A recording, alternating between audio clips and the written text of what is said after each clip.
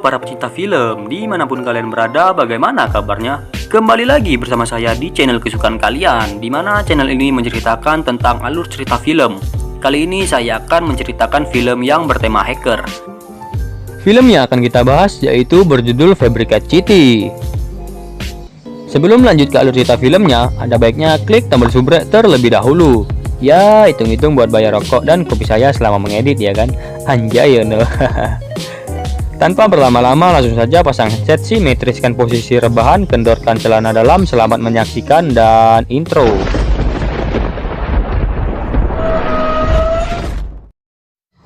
Di awal film kita akan diperlihatkan sebuah permainan game perang yang digambarkan dalam bentuk nyata. Ada beberapa tokoh yang sedang melakukan party atau mabar di dalam game tersebut. Salah satunya adalah tokoh utama yang bernama Konyu. Di dalam game namanya terkenal sebagai Dejang. Ia sering melakukan party bersama teman-temannya. Namun mereka sama sekali belum pernah bertemu di dunia nyata, hanya sebatas teman di dalam game online. Konyu sangat mahir dalam bermain game. Konyu pun terkenal di dalam dunia game online karena keahlian dalam menyusun strategi game. Reputasinya di dalam dunia game tak bisa diragukan lagi. Konyu dahulunya adalah seorang atlet timnas taekwondo yang terpaksa harus pensiun dan menghabiskan waktunya untuk bermain game online. Tiba-tiba ada ponsel yang berdering dan Konyu pun mengangkat ponsel itu. Ternyata itu adalah pemilik ponselnya. Ia pun ditawarkan uang sebesar $300 jika ia mau mengantarkan ponsel tersebut. Dengan rasa tak curiga sedikit pun, Konyu pun mengantarkan ponsel itu ke sebuah tempat yang diminta oleh perempuan itu. Konyu pun memasuki sebuah apartemen, akan tetapi semuanya menjadi petaka bagi Konyu. Padahal sebelum ia menemukan ponsel, ia mendapatkan telepon dari ibunya agar ia segera pulang ke rumah. Namun Konyu lebih memilih mengantar ponsel tersebut.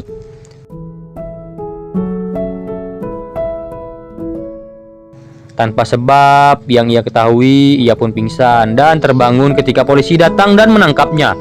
Konyu dituduh membunuh dan memperkosa seorang perempuan di bawah umur. Konyu pun tak mampu mengelak saat terdapat barang bukti berupa rekaman CCTV, sperma dirinya, dan sidik jarinya di lokasi kejadian. Saat dilakukan tes DNA pun hasilnya sesuai dengan dirinya. Ibu Konyu tak percaya bahwa putranya adalah seorang pembunuh. Dia berusaha keras untuk menyewa pengacara publik yang memiliki keterbatasan fisik di matanya untuk membela Konyu di pengadilan. Akan tetapi pengacara tersebut tidak bisa membantu banyak. Dengan ekspresi yang tak berniat untuk membantunya, Konyu pun dijatuhi hukuman seumur hidup atas kejahatan yang tidak dilakukannya. Konyu tidak menyangka dengan apa yang telah terjadi pada dirinya.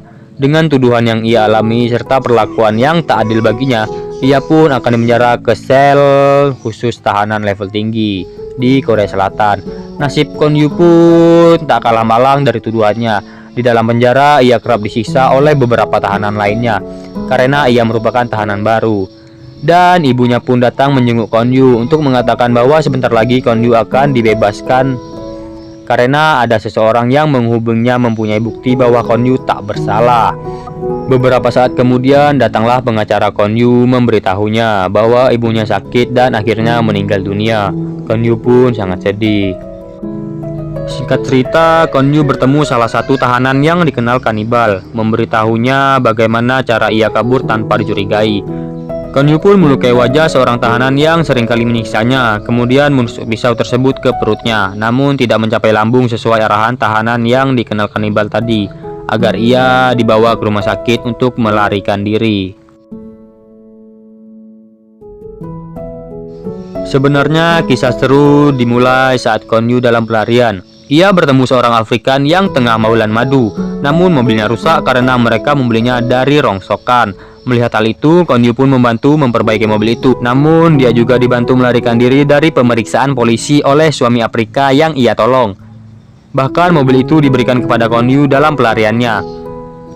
Konyu datang menemui pengacara untuk menanyakan ibunya dan pengacara itu memberikan kalung peninggalan ibunya. Namun pengacara itu menelepon polisi memberitahu keberadaan Konyu. Karena hal itu, Konyu segera melarikan diri.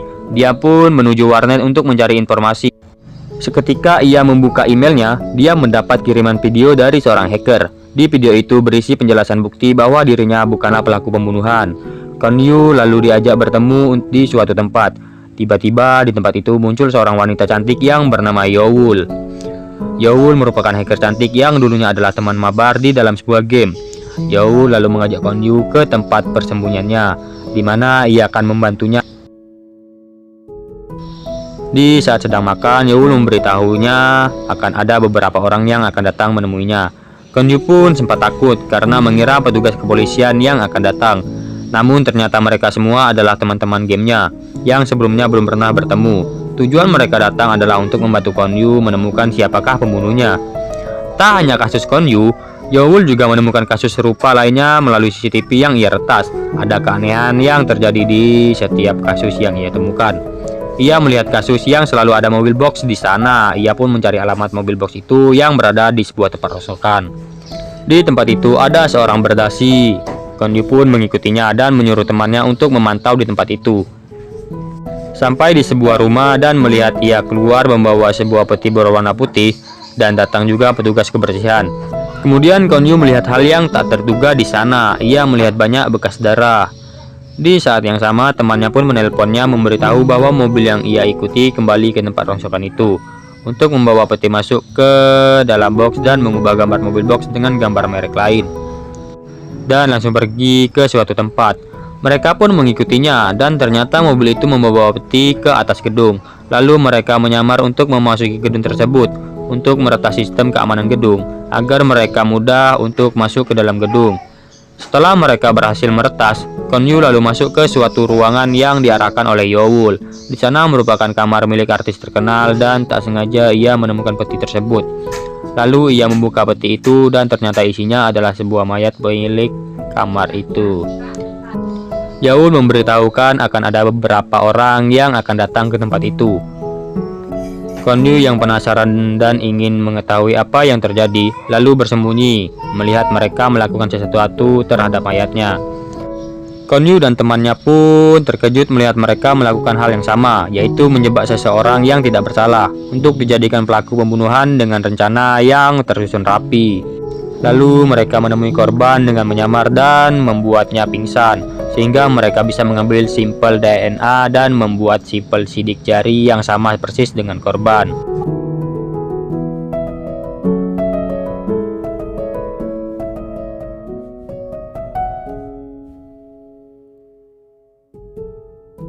Ternyata sebenarnya dalang dari semua ini adalah pengacara Kwon Yu yang bernama Min Chong. Ia dan timnya dibayar melakukan itu untuk menyembunyikan kesalahan seseorang. Contohnya adalah kasus seseorang artis yang pembunuhnya adalah seorang gadis anak dari perusahaan terkenal. Ia menyuruh Min Chong untuk menutupi kasusnya dengan bayaran yang sangat mahal. Kwon Yu yang membawa sidik jari yang ada di foto itu menyuruh Yeol untuk melacak sidik jarinya, karena Kwon Yu dan teman-temannya tak mau korbannya bernasib sama dengan Kwon Yu.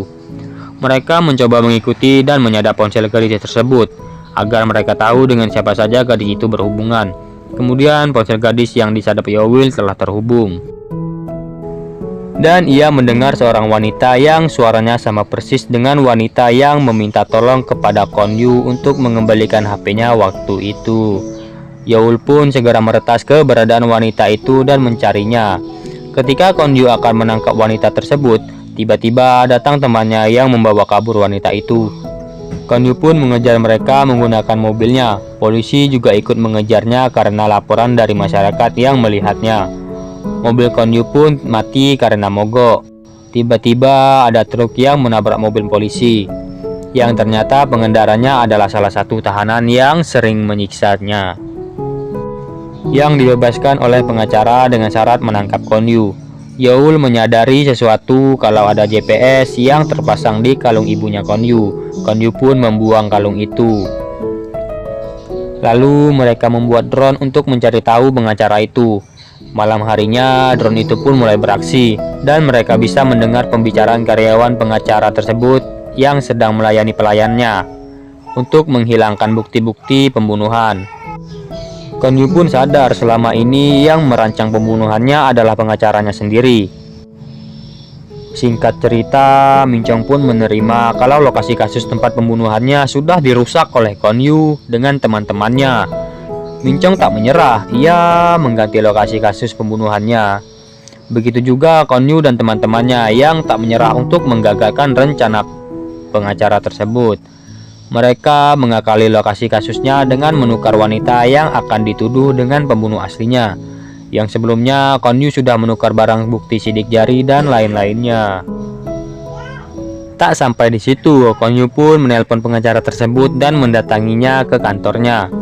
Ia menghajar habis-habisan si pengacara tersebut dan mengambil barang bukti informasi yang berupa rekaman dirinya menjadi korban pengacara tersebut yang ada di ruangan rahasia Mincong. Namun, ia membutuhkan waktu yang cukup lama karena ukuran file yang sangat besar. Ketika pengacara itu terbangun, ia mengatakan ibunya terbunuh oleh dirinya. Tiba-tiba, ada seseorang yang menelpon Kon Yu yang ternyata Madek yang telah menyandra teman-temannya yang berada di markas. Kon Yu lalu menuju markas untuk menyelamatkan teman-temannya. Sesampainya di markas, Kon Yu mematikan listrik dan membuat tempat itu menjadi gelap. Kon Yu yang merupakan mantan atlet taekwondo memanfaatkan keahliannya. Ia menggunakan butiran beras untuk mendengarkan posisi musuh berada, lalu mengajar mereka semua.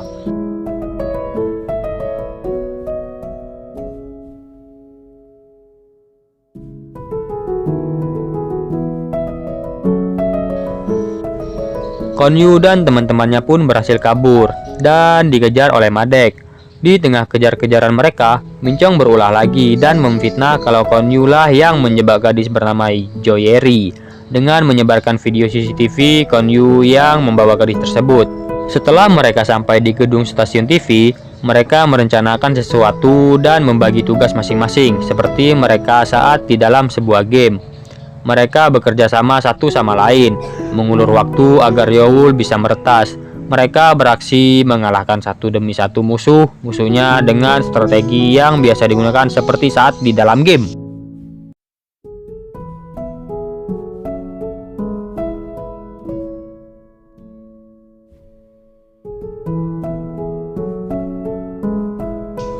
Akan tetapi, dua temannya tertangkap oleh polisi, dan Youl berhasil ditangkap oleh Madek. Kon Yu tidak membiarkan itu terjadi. Dia mengejar mobilnya Madek dan berhasil menyelamatkan Youl. Ia pun membawanya ke suatu tempat. Kon Yu yang tidak bisa pergi jauh berhasil ditangkap oleh polisi, yang membuat pengacara itu sangat senang dan bahagia. Namun kesenangan itu tidak berujung lama. Tiba-tiba Youl yang berada di stasiun TV berhasil meretas informasi dari pengacara itu dan akan menampilkannya di stasiun televisi.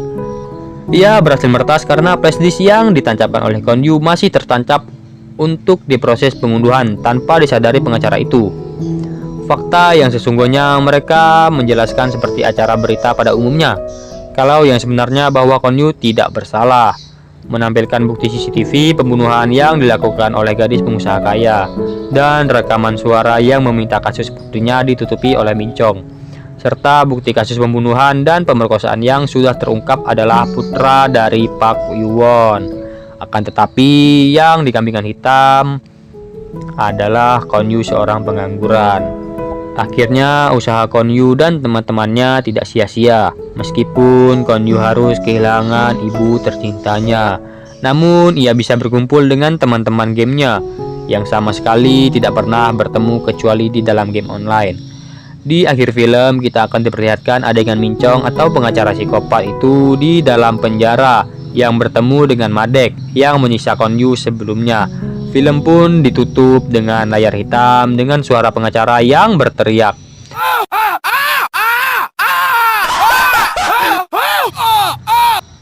Begitulah akhir cerita film dari Fabrikat Kitty. Semoga kalian bisa mudah memahami alur cerita filmnya. Jangan lupa untuk support channel ini dengan cara klik tombol subrek ya dan nyalakan loncengnya. Terima kasih buat kalian yang sudah menonton dan sampai jumpa di video selanjutnya. See you next time and goodbye.